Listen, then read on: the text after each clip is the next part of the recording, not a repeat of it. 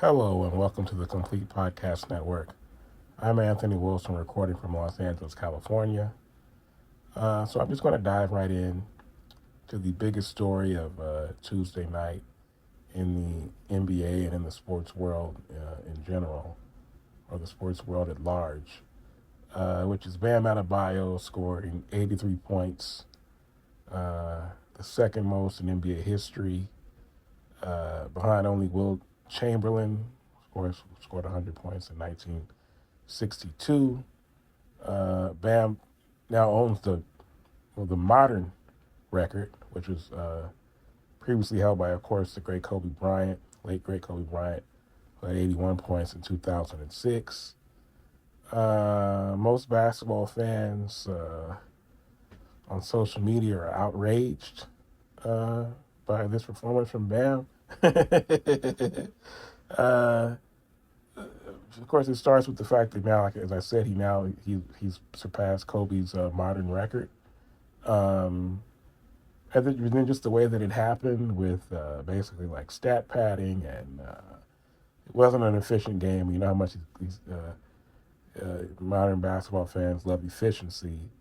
Uh, Bam shot 20 of 43 from the field. He shot 7 of 22 from the free throw line, and 36 of 43 from the free throw line, which is people are calling it unethical. They're calling some might call it dishonorable. I call it unseemly, ungodly is another term I like to use for it. Uh, it was there was let me start by saying that. So I had Bam tonight on Prize Picks. I had his fantasy score.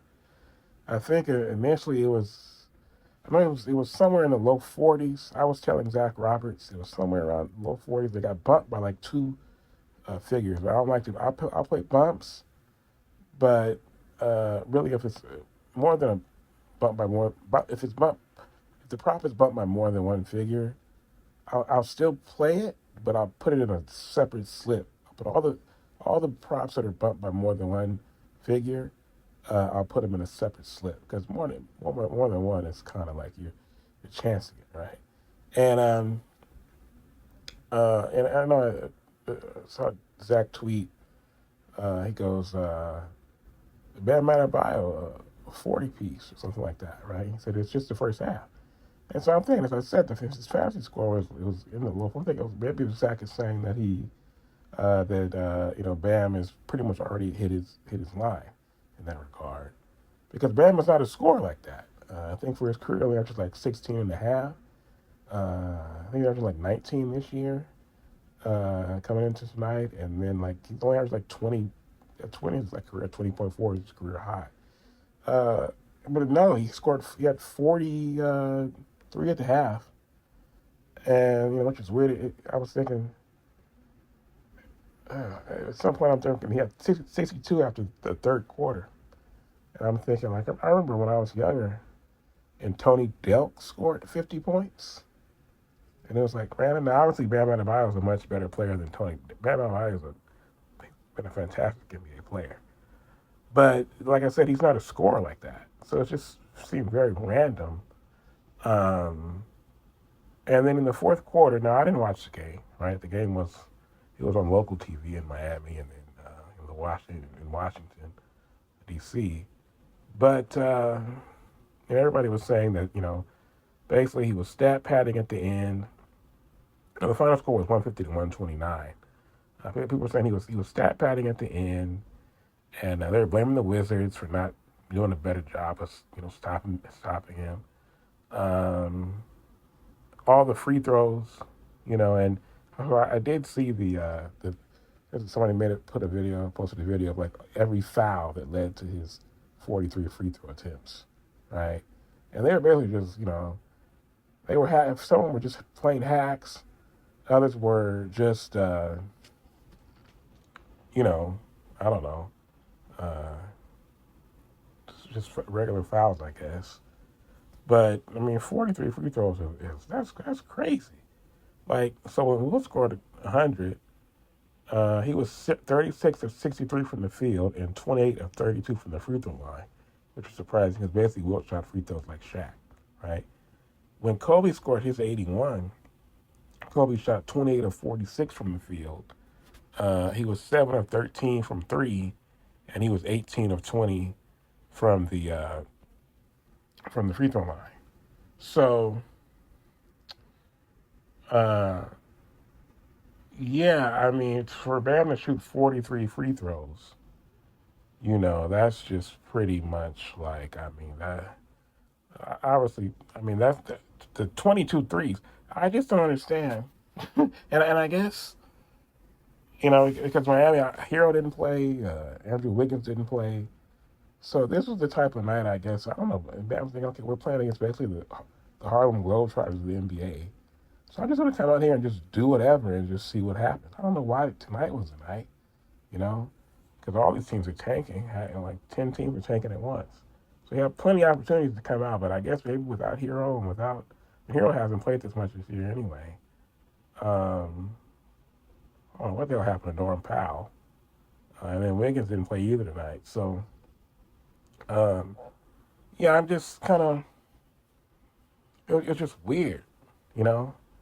Um, but like I said, everybody is pretty much upset because it just, now, like I said, uh, Kobe's modern record is no longer. It belongs to Bam Adebayo now. In the season, Bam only averages 15 shots a game, 5 threes and 5 free throws. But tonight he took 43 shots, took 22 threes, only made 7 of them, and took 43 free throws. So I don't really know what to. It's like I don't know what to make of this. You know, um, it's something else. It's like I said, it's weird. It's random. It's ungodly. It's unseemly. It's impressive. Anytime Kobe scores 83 points, but when Kobe scored 81, it was such pure scoring. I think the Lakers only led by 2 points going into the fourth quarter. They had been behind. And then in that fourth quarter, of course, there was the game a couple months earlier. I don't think it was a month. I think it was just a month earlier. The Dallas game where Kobe had 62 in the third quarter. After the third quarter, the Lakers were up by, I forget how many, it was a blowout. And Kobe didn't play in the fourth quarter. I remember Bill Simmons saying, when Kobe scored 81, Bill Simmons was saying, like, that 62 was a missed opportunity because Kobe was basically trying to prove, Kobe at the time was trying to rehabilitate his image after the breakup with Shaq and, the situation in Colorado, I guess, was, it was over, but, the memory of it was still lingering. And Kobe was trying to fix his image, and he set that fourth quarter out, and Bill Simmons was basically saying, I remember him writing, like, is there anybody alive who really, like, that didn't make anybody think Kobe was unselfish just because he did that. I just thought he was a fool for passing up a chance to score 70 or 80 points. And so in that game against the Raptors, you forget about it, he was going for it. And like I said, the Lakers only had a 2-point lead. It was a 2-point game going into the fourth quarter. So, and Kobe was just basically just had, the eye of the tiger and was just, the shot making and the skill level on display was remarkable, right? Not so in this Bam Adebayo game. It was like, it's pretty much, it kind of reminded me of when LaMelo Ball in high school, when he scored, I think it was 92 points, Remember, it's just one guy. And people were saying that at the end of the game, Miami was like intentionally fouling and maybe something about throwing up shots and missing them on purpose, basically just to give him a chance to score as many points as he could. But yeah, I would say, I didn't like it. That was one of my first thoughts when I saw he had 83. I didn't appreciate him passing Kobe's record. When I looked and saw the box score and how inefficient he was, I pretty much knew what the reaction was going to be. But pretty much everybody is just like, no, we don't accept it. We do not accept this 83 points from you, Bam. So I guess that's one good thing about it. But I can't really, like I said, 83 points is 83 points. but there's no way it's more. Kobe Bryant still has the most impressive pure scoring performance of any player in the history of basketball. You know, 28 of 46 from the field, 7 of 13 from three, 18 of 20 from the free throw line. I mean, 20 free throws is a lot, but it's not 43 free throws. Like I said, Wilkes took 32. Here's a guard facing the basket, you know, 20 out of 46, that's well over 50%. 7 out of 13 from three, that's better than 50% last shot by one shot. 18 to 20, that's 90% from the free throw line. I mean, that's just pure basketball, and that was basically the peak of, obviously, it's the peak of Kobe.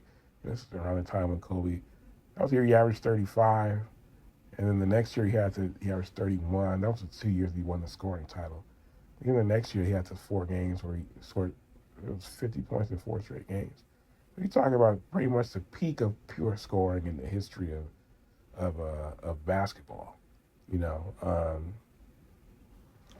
And what Bam did tonight, I mean, what Wilt did was just like, this one man is so great and so dominant and so superior that he can score 100 points all by himself, right?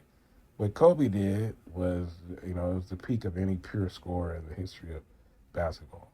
What Bam did is pretty much like just a weird kind of thing that happens, and it'll stand. It is what it is. He's the second highest single game scorer now in the history of the game. But, it's just like I said, it's unseemly. It wasn't a natural 83 points, right? Like I remember Chuck Holzman was writing about the 2007 Patriots when they started 18-0, and he said there's nothing about the Patriots 18-0 start that feels like unnatural or fluky or anything like that. It was just like, damn, they're really just that good, right? And with Bam, this 83 feels like unnatural. That sounds ridiculous because he scored 83 points, though, right? He scored 83 points in an NBA game.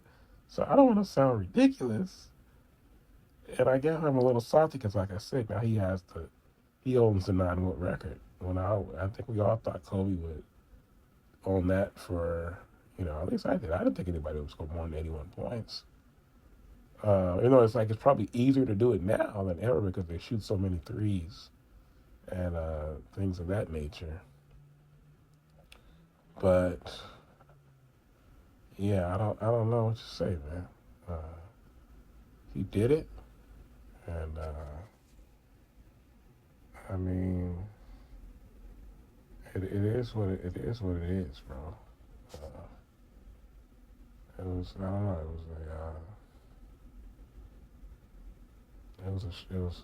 Like I said, it's shocking. It doesn't even seem right. And then it just starts to settle in. Bam Adebayo, 83 points. But I would say that, I don't know. It's I mean, when Kobe scored 81, see, there's been more guys since then that, like, Luka had 73. I remember Devin Booker had 70. So when Kobe got 81, it was so monumental. And then once we saw him do it, it's almost like seeing a guy score 70 or 73. It almost kind of, it's like, well, we've seen somebody do this already. But, Booker and Luka are, those are pure scores, I think that's the thing about it. Like, people were, Bam Adebayo, he's not even scoring like that. He's an excellent defensive player. It's good, I always thought when he was playing with Jimmy, I saw somebody tweeted, he's a good number. He's a good third option, a good number 3 player, but they don't have a first or second. They don't have a number 1 or number 2 guy. The best player is really a number 3 guy. And I feel like when he was playing with Jimmy, Their problem was that they had a number three guy, a number two guy, but they didn't have a number one guy. You know, and he's like kind of undersized for that position. He's really like a power forward size, but he plays center. Um, but he's a fantastic two-way player. But he's just not never going to score like that. Like I said. So, but yeah, man. I mean, credit to Bam. I mean, he scored 83 points in an NBA game. That's amazing. But it's not as amazing pound for pound as what Wilt did or as what Kobe did. You know, but it's still impressive and it's still something that he should be very proud of. Even though it seems like he does. You go, okay, well, you go, Wilt, Kobe, Luka, Booker. Even somebody like David Thompson. David Thompson, they got 74. I think, what did I think David Robinson had 71, didn't he, one time, something like that? You know? So these are scores, but Bam Adebayo, for him to score, I'm trying to think of, you know, it's like Scotty. I mean, they play different positions. Like Scottie Pippen he was a good secondary offensive option. He wasn't Scottie Pippen scored 83 points. You could have been like, what? If Scottie Pippen damn near scored 50 points, you would have been like that. So even Bam, like for Bam, if Bam got 50, if Bam gets 40, go really? Bam got 40? Let alone 50, let alone 60, let alone 80, 83. You know what I'm saying? So, but yeah, man, shout out to Bam, because you did what you did, man.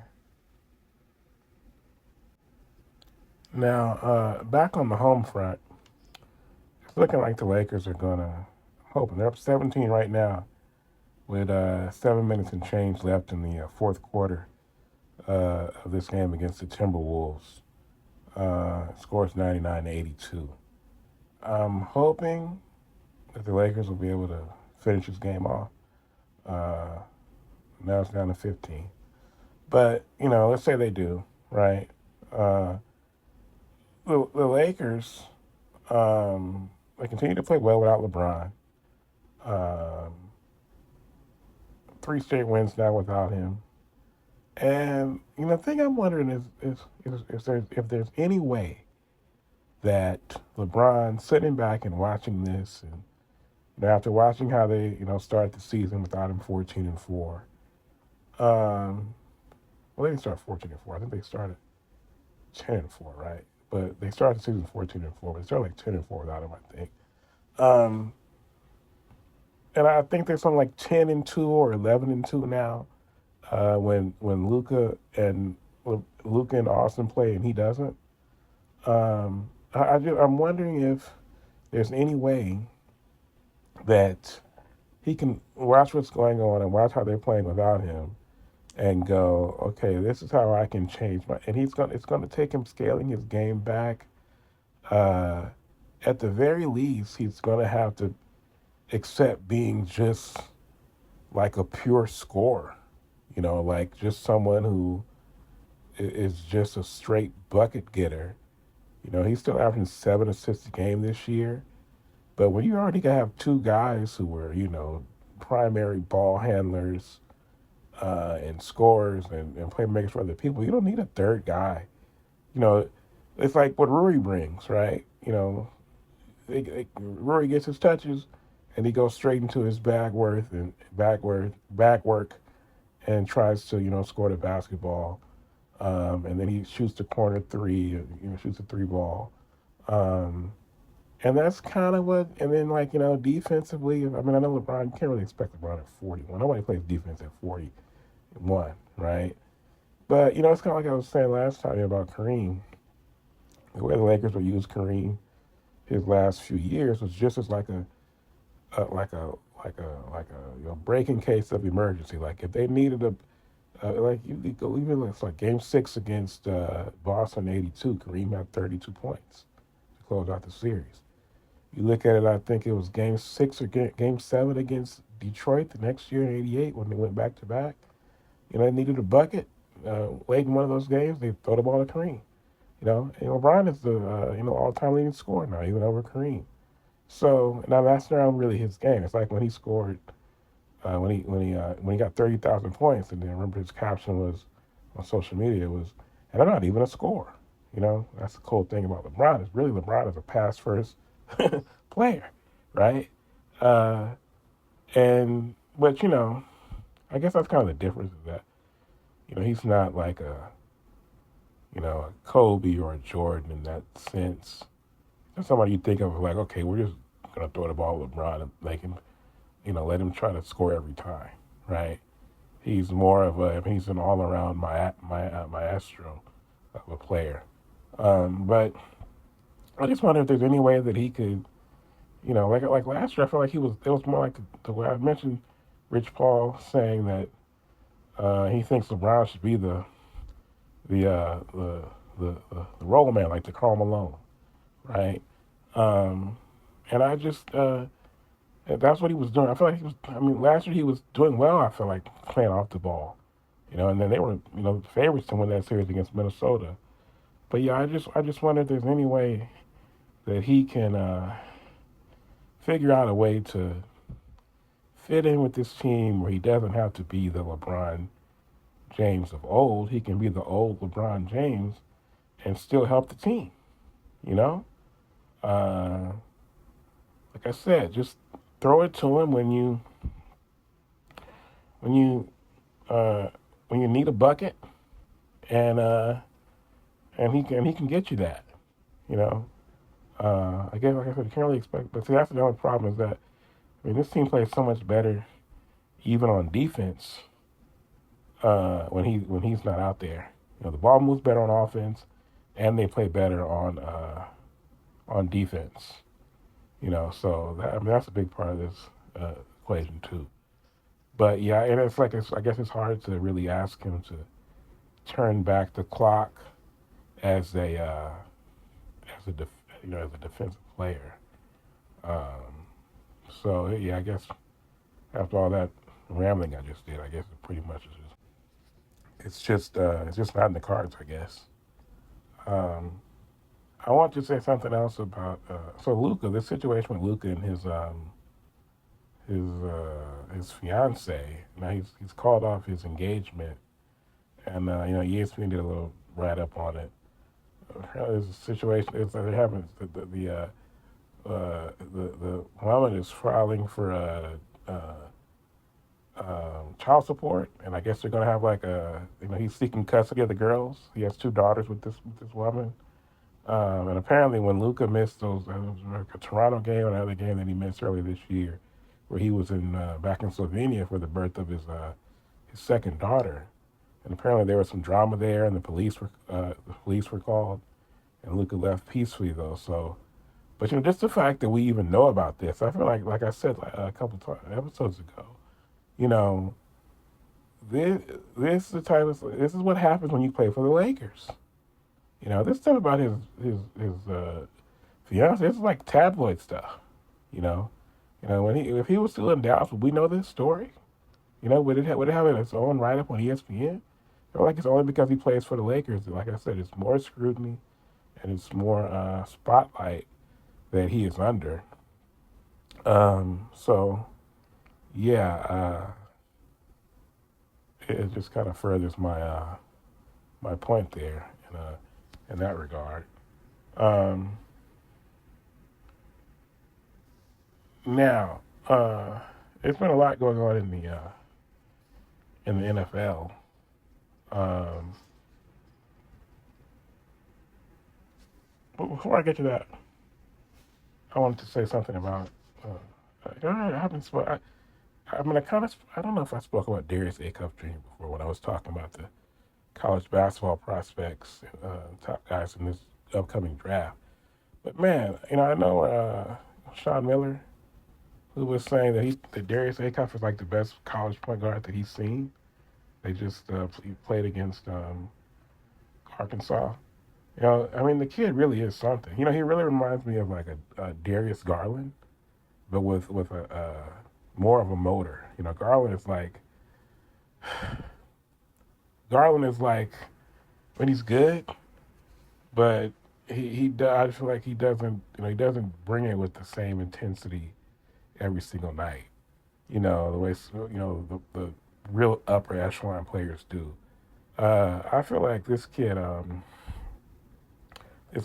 Acuff is the type of kid who, to me, if you look at the prospects in this draft, I already talked about uh, Boozer, and I talked about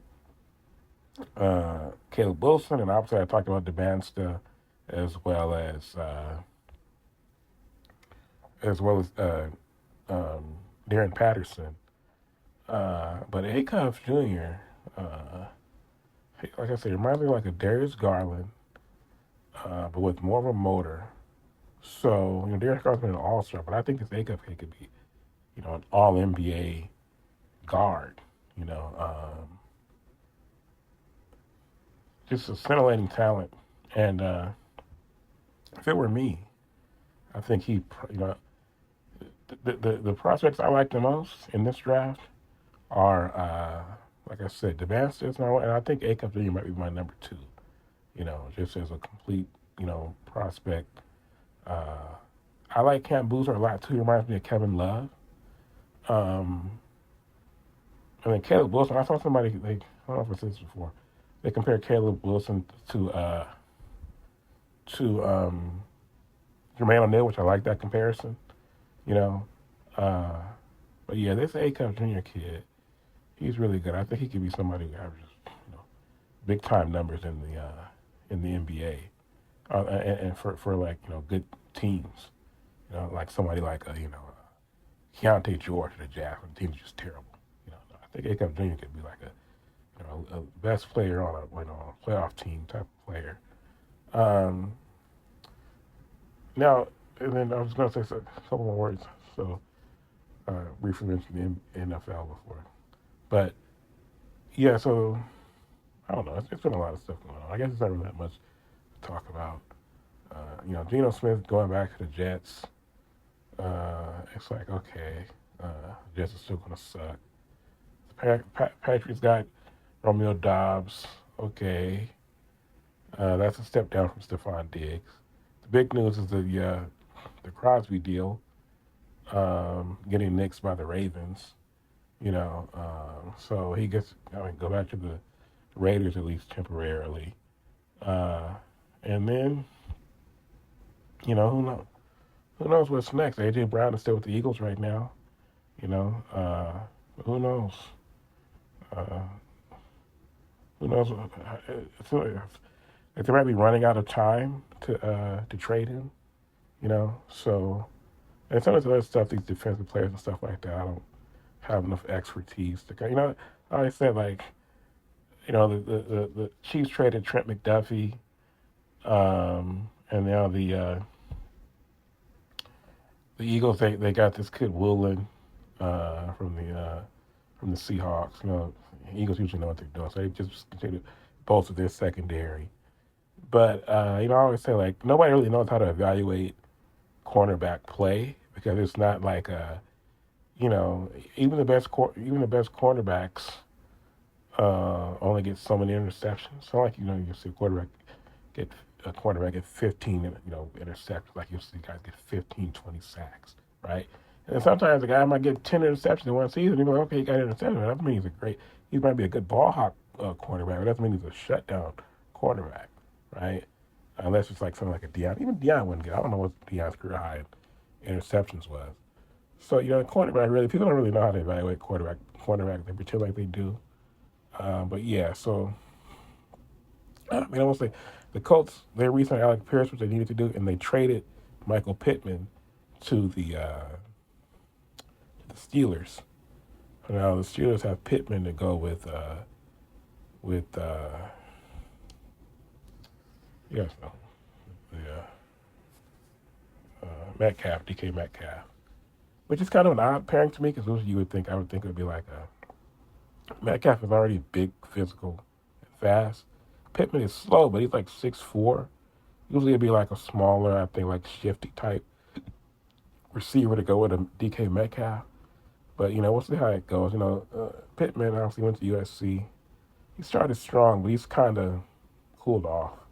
I don't know. It's probably could be the offense that they're running there in Indianapolis. But yeah, I don't know if he's. Like I said, Alec Pierce had clearly surpassed him, and now he's going to be the number one guy in Indianapolis. Now maybe Pittman will do better as a second receiver there in Pittsburgh. We'll just have to see what happens. But yeah. All right. So before I get out of here, just a reminder to hit that subscribe button next to the Complete Podcast Network and to follow the show on Twitter and Instagram at TC Pod Network. You can also send feedback and mailbag questions to Complete Lakers Podcast at gmail.com. I am out.